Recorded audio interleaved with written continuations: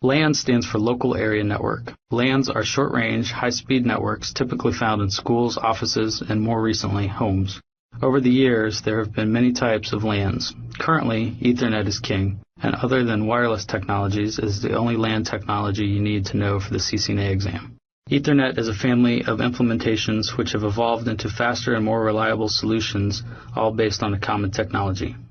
Ethernet was pioneered by Digital Equipment Corporation, Intel, and Xerox and first published in 1980. The IEEE modified it and gave it the specification 802.3. The way Ethernet works is closely linked to its original connection type. A coaxial cable was used to join all the hosts together. This formed a segment.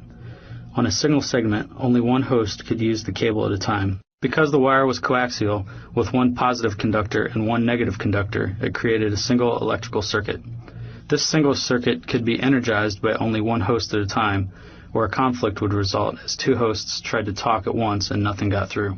Much the same thing happens when you and a friend try to send at the same time using walkie-talkies. All that is heard is noise. This conflict is called a collision.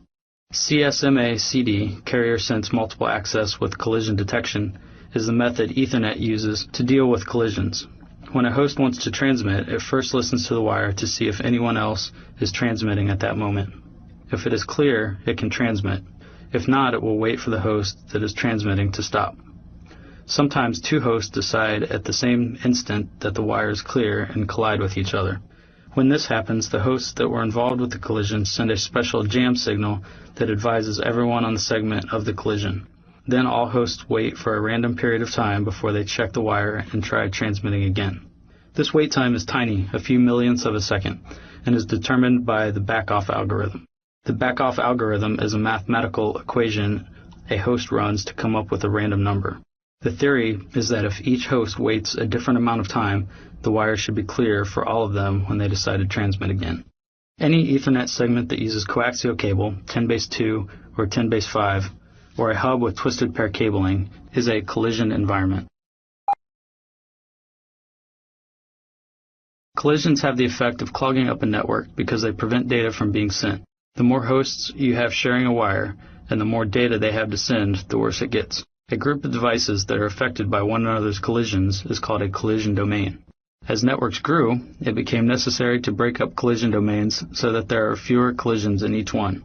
Devices called bridges and switches did this. It is possible to eliminate collisions altogether if we can provide separate send and receive circuits. This is more like a telephone, which allows us to speak and hear at the same time, than a walkie-talkie.